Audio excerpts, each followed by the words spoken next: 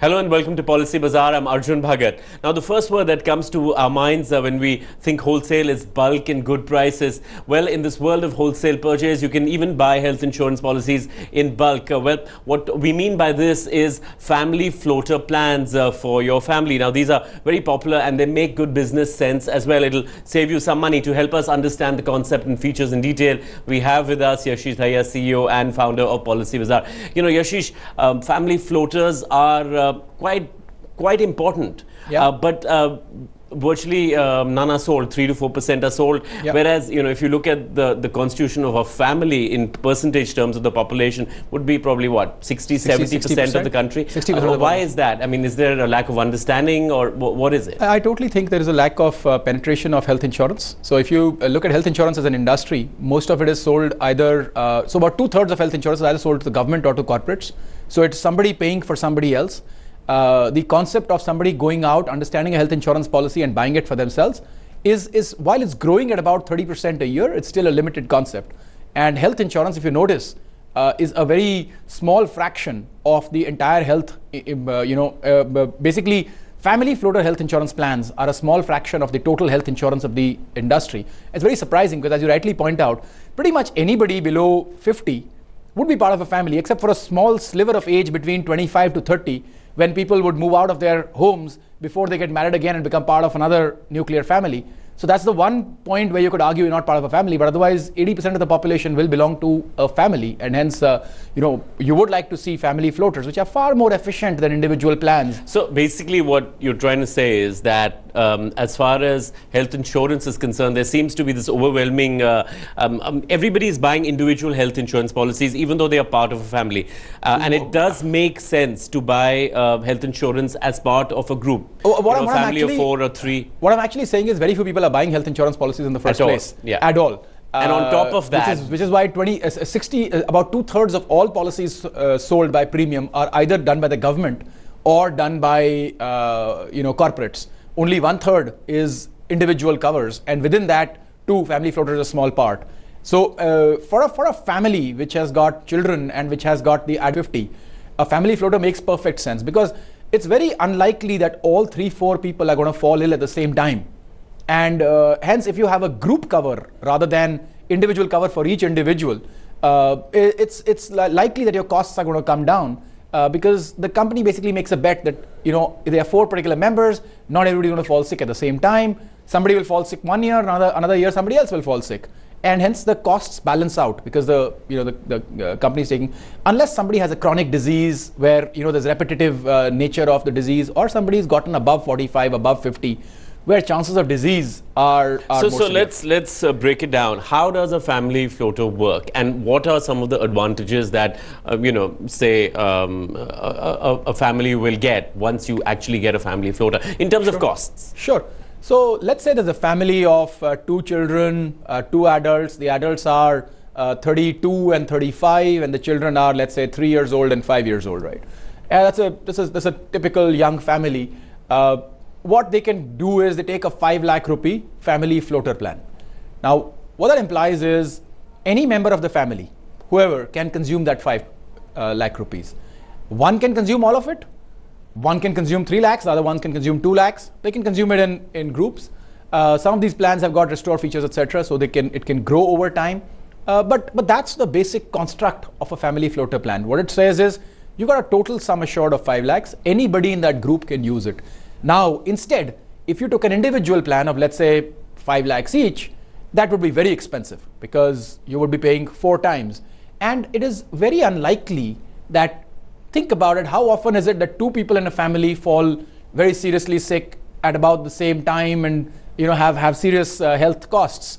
So that it's unlikely, and hence family floaters make a lot of sense from that perspective. What about waiting periods and exclusions as far as family floaters are concerned? They apply just like they apply in individual plans. So family floaters also have exclusions. So there would be a maternity exclusion for at least 2 years. It could go on for 4 years. There would be the standard exclusions for most of the diseases. There would be certain permanent exclusions like cosmetic surgery, etc., which would be forever. And these exclusions would apply to all members of the family equally.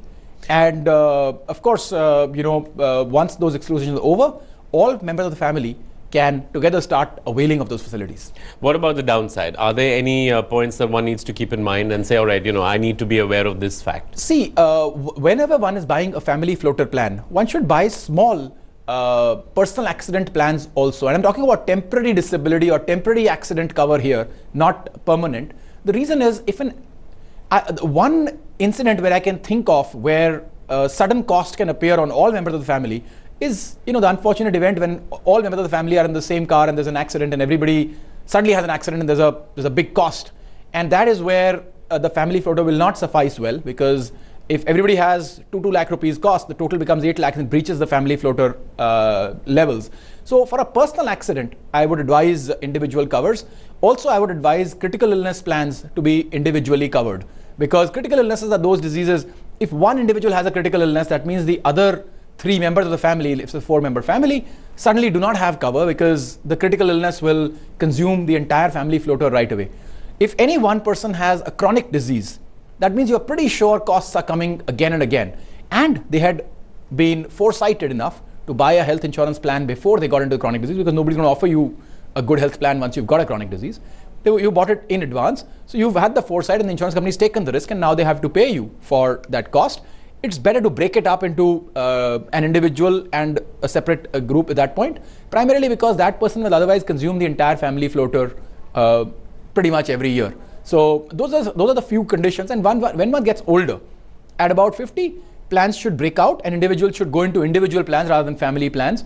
Again, for the same reason, because chances of chronic disease, chances of frequent use of claim increase, and at that point, family floaters start to make lesser of a sense, rather than at a younger age. What about loading? When does that take place as far as the family floater is concerned? And also, what about the renewal process? Is it simple? Do the costs go up? How does that work? So the renewals work just like an individual plan. The entire family floater, it's automatic, guaranteed renewal for life. Of course, as I said, at some point, one should break out into individual plans. So when the children turn 25, they automatically need to move into individual plans. The good news is, if they are covered under a family floater plan, even if they develop a disease, which can happen unfortunately even at a young age, when they turn 25, they are guaranteed the individual cover under essentially the the rollover schemes that we have, the portability schemes that we have. So whatever benefit they have accrued, that gets rolled over to them. Bonuses and basically all your exclusions, wait periods, etc., can be finished, because as you move out of this into an individual plan, you will get those benefits. So from a child, continuity remains. That's what you're saying. And as people get older, at about 50 or so, they can move out into their individual plans. But until then, the floater continues smoothly. So I would say a family floater is essentially a 10 to 20 year health insurance plan, out of which everybody will move out into their individual plans at some point. And that's how one should see it. Right. For the benefit of our viewers, let's go into a point by point, advantage vis-a-vis, between individual health insurance plans and the floater plans. I mean, can you give some pointers towards that? They are very, very similar in many ways. So from a health coverage perspective, from an exclusion perspective, from a capping perspective, from a what is covered, what is not covered perspective, inclusions, exclusions, pre-hospitalization, post-hospitalizations, individual plans and family floater plans work very similarly. The big difference between an individual plan and a family floater plan is that a family floater plan is like a small group, which is a family. Any one individual can consume the coverage. So you would typically, if you're taking an individual coverage, for a family, you would take about 1.5 times that coverage. So if you're taking 3 lakh rupees individual cover for everybody, instead of that, you could take a 5 lakh cover for the group, and that should largely suffice. It's basically pooling of risk. You're pooling the risk of the family. Somebody is young, somebody is old, one male, one female, different kinds of diseases, different stages of diseases. So it just pools that risk, and it makes sense for, the actuaries have worked hard at creating these products. I think families should take advantage of them. But otherwise, there is no real difference between these and individual plans. Of course, there are senior citizen plans. There are children-specific plans. Those are different. The senior citizen plans will usually have more of a co-pay element, there will be certain capping, certain diseases will be excluded. So there'll be, there may or may not be medicals at a senior, but at the stage when you are under 45, individual and family plans are pretty much the same. The family plans come out to be a lot cheaper instead of taking individual plans for everybody, and they come out to be more useful because one individual can consume the entire amount, 3 individuals can consume the entire amount. So there are many ways of consuming. So what are some of the plans available, and how should one hunt them down? Because there are a lot of choices in the market. Well, there are about 20 companies in the market, 22 companies in the market that are offering health insurance. So everybody has family floater plans. If you're going about it, ICICI, Bajaj, Tata, they all have family floater plans. When you're looking at all the government companies have got family floater plans. So Oriental, National, United, they've all got family floater plans. Your health specialists, which are Max, Bupa, Apollo Munich, Religare Health, Cigna, Star Health, all of these have got specific health insurance plans. There's a huge array, so it's not a question. One could kind of cater to that in maybe multiple sessions. Right. That which one is right for which reason. But everybody has their advantages. So just to kind of run you through, you would get a plan from, let's say, a Bharti AXA, which has got a slight cost advantages. You get a plan from let's say L&T Insurance, which has better critical illness and personal accident coverages attached. So those kind of situations are covered better. Max Bupa has got a lot of features. Apollo has some efficiency advantages. Religare is a simple plan, covers a lot of stuff. So everybody has slight twists and turns about why their plan is better. And there's a lot of innovation going on. They're really competing. So what you're with each saying other. is do a cost-benefit analysis as far as these plans before a family goes in and says, okay, we're going to buy it. It's not a simple product any longer. It's got a huge amount of features, a huge amount of benefits. So I would find it almost impossible to just say one health insurance plan is best for everybody, right? So I think they are very comparable companies, and they have their unique features. So for example, an Apollo plan, you can keep increasing the cover till it almost doubles. So, and it happens without any additional cost to you. In a Religare, that happens at up to 50%. So there are various pieces, and you can't really say somebody wants A, somebody wants B. So I think a fair comparison is almost a must. An individual must go in for that, compare 5-6 plans, shortlist, compare them, and then really make a decision. Yashish, we're talking about health insurance. Why aren't we as Indians buying health insurance? I mean, given our population, given that healthcare costs are going up, medicines are and accidents are happening, and and our lifestyle demands that we have good health insurance policy, but it's not happening. That's what you said. Yeah. So when we are looking at consumers coming in, we find basically 3 categories of consumers. One, where an incident has happened in the last 6 months. So either a neighbor or a relative has fallen seriously ill.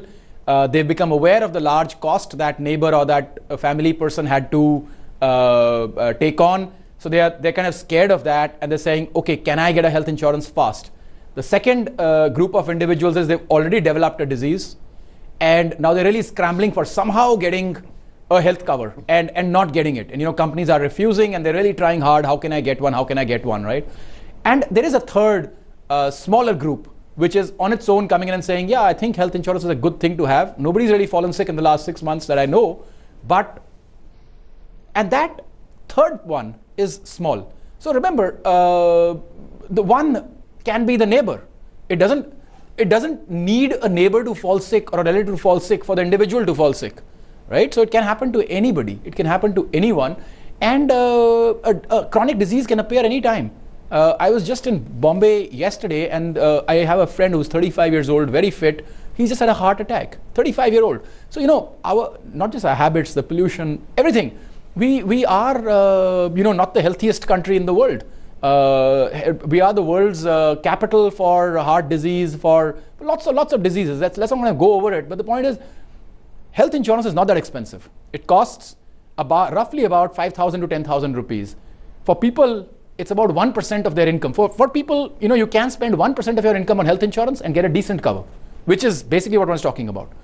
So why people don't do it, why people don't believe it can happen to them, I think it's just inertia or laziness, or all it takes is one person falling sick and then 4 others. And given that our health infrastructure, we don't have a really good public health system in the country. Like I think free healthcare. I would challenge most middle class or upper middle class people to go and avail the free healthcare system in the country. I don't think they would do it. Right. So that is out of the question anyway. Right. And of course, if you're going to end up in a tertiary care hospital, you're going to be spending a huge amount of money. Yeah, that's true. So there's a saying, there's a very unfortunate thing that somebody once mentioned. A lot of people will spend up to 80% of their savings in the last 40 days of their life. because that is how expensive healthcare is, and that's a very unfortunate situation. They could have passed it on to their family, that could have been used better, and they didn't have to get so distressed in the last days of their life about healthcare costs, and those climbing up at 50,000 rupees, 25,000 rupees a day. So it makes a lot of sense to have health cover before you need it. So with that very sagacious advice, we need to take viewers' questions. Healthcare, as we've been stressing, is very, very important. We've got Yash Singla from New Delhi. He says, I'm working with a software company for the last 9 years. I recently got married, and before I could add my wife as a dependent in the company group insurance policy, we came to know that she's pregnant. I added her in our company's group health insurance policy. She's 3 months pregnant. I would like to know whether it qualifies for the waiting period of 9 months to apply the costs for the company to take. So it totally depends on what contract the company has, but maternity is covered from day one in a lot of corporate policies. So it depends on what policy they have. And usually if a new employee joins and they are pregnant, that is covered in most of these corporate health insurance policies. However, if your policy is a very specific one which says 9 months from the date the individual joins the corporate group policy, which is very rare, but if your company's HR has negotiated that and reduced their costs further, then of course you would not be covered. But in 90% of the cases, maternity is covered by group cover. So he basically needs to go and check with HR. Yeah. Right.